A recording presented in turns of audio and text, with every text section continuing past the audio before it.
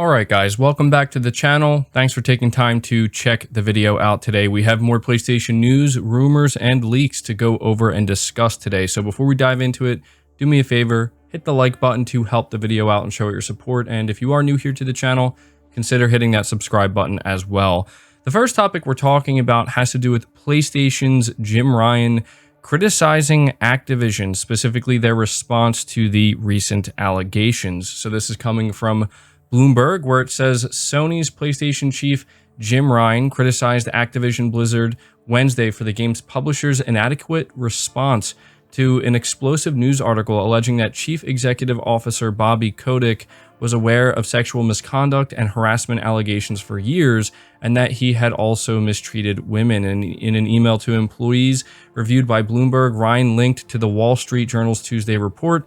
He wrote that he and his leadership were disheartened and frankly stunned to read that Activision has not done enough to address a deep-seated culture of discrimination and harassment. We outreached to Activision immediately after the article was published to express our deep concern and to ask how they plan to address the claims made in the article. He wrote, "We do not believe their statements of response properly address the situation." Now, this is a pretty big deal because the first time we started hearing about everything going on at Activision, we didn't really hear much. And to be fair, this is not an outward public statement that PlayStation's making, but it's because they're going directly to the source.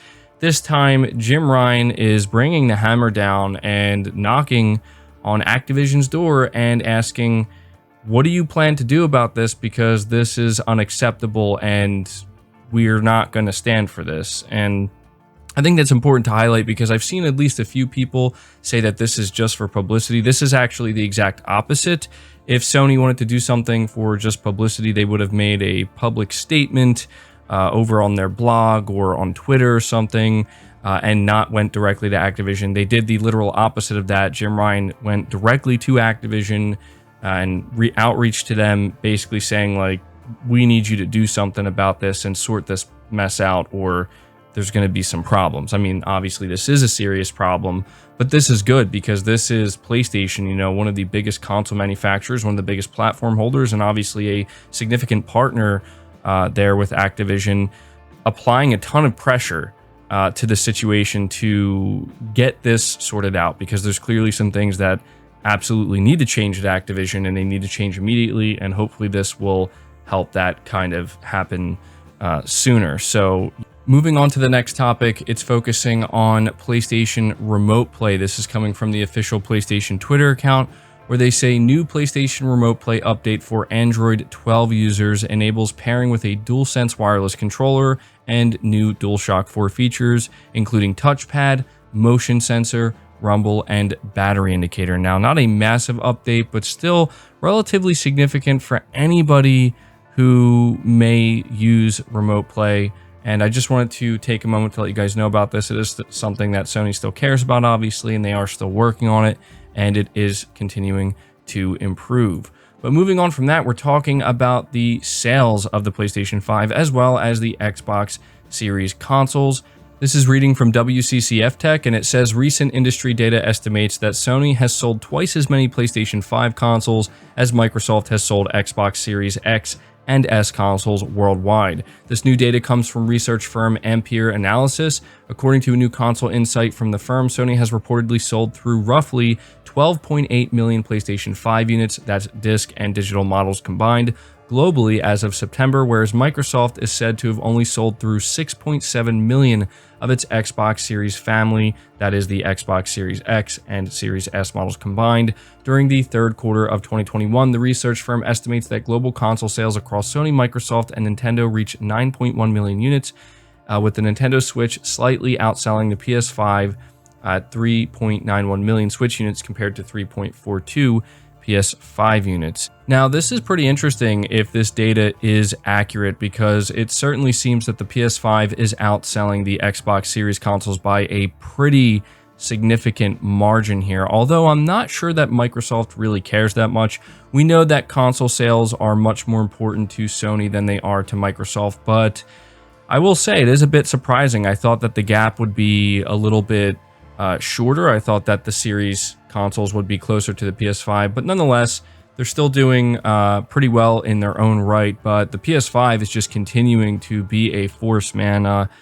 It just seems that the demand for the PS5 is going to stay high for quite some time, and I think it's safe to say, and I feel like I say this all the time, that it's going to sell at the very least as well as the PS4, but I think the big thing everybody's going to be looking at is if this demand for the PS5 is going to slow down anytime remotely soon, or if it's going to hit some type of wall, or if this is just going to move units like crazy and continue to just break records. It is unfortunate that at the very least we do know the fact that there is a supply constraint, and that constraint is going to continue for the next year, possibly the next year and a half.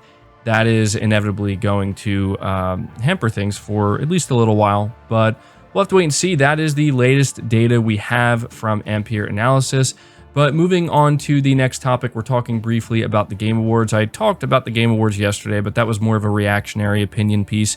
But just going over the information here, this is reading from PlayStation Lifestyle. The nominations have been announced for the Game Awards 2021. Of the many games to receive nominations this year, Deathloop leads the way with nearly 10 nominations across the 30 different categories. Ratchet & Clank Rift Apart, It Takes Two, and Psychonauts 2 also received multiple nominations. Having been released recently to critical acclaim, Deathloop leads the way with 9 nominations, including 1 for the coveted Game of the Year award. Other games to be nominated in this category have also done well. Ratchet & Clank Rift Apart has accumulated 6 nominations, while It Takes Two and Psychonauts 2 received 5 nominations apiece. In total, there are nearly 70 released games in the running for an award, as well as 5 unreleased games.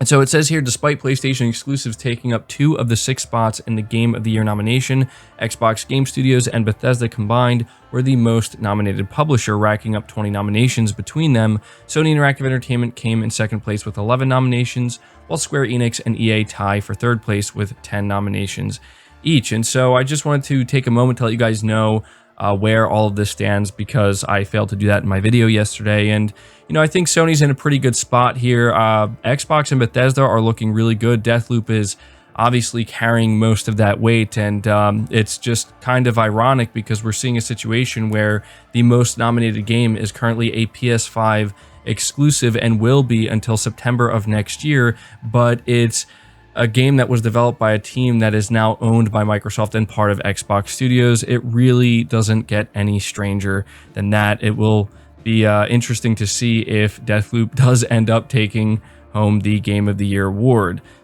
And I also want to add that it's really nice to see Ratchet & Clank Rift Apart being nominated for so many awards and sitting up there for potential Game of the Year.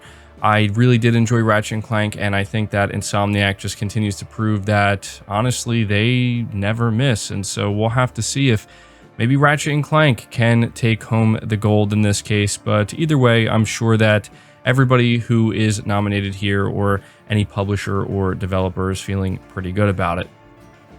But moving on to the final topic, we're talking once again about the PlayStation exclusive Spider Man Avengers DLC. We have some new information on this, and I feel the need to cover this, even though I know that the Avengers is not really a game that's held in high regard. But it seems that there are some people who are interested in this Spider Man DLC. Certainly a lot of PlayStation owners that, you know, because we've played Insomniac Spider Man, and, you know, with the new Spider Man movie coming and whatnot, I think that this is a time where people are going to, at the very least, give this a shot.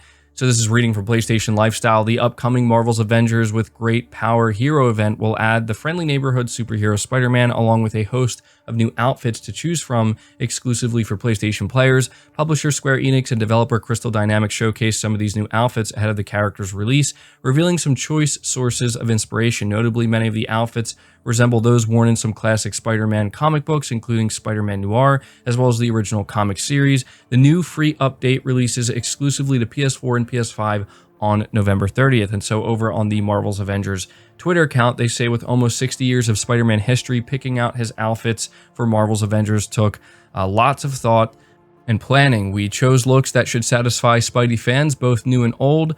And so there are some images on screen here where you can see some of the outfits that they chose. They do look pretty good, and I feel like anybody who has played Marvel's Spider-Man, developed by Insomniac Games, it's hard not to be interested in how this is going to turn out and how different it's going to be from that, because I feel like a lot of people look at Insomniac Spider-Man as like, you know, the go-to Spider-Man experience. You really can't do it better than that.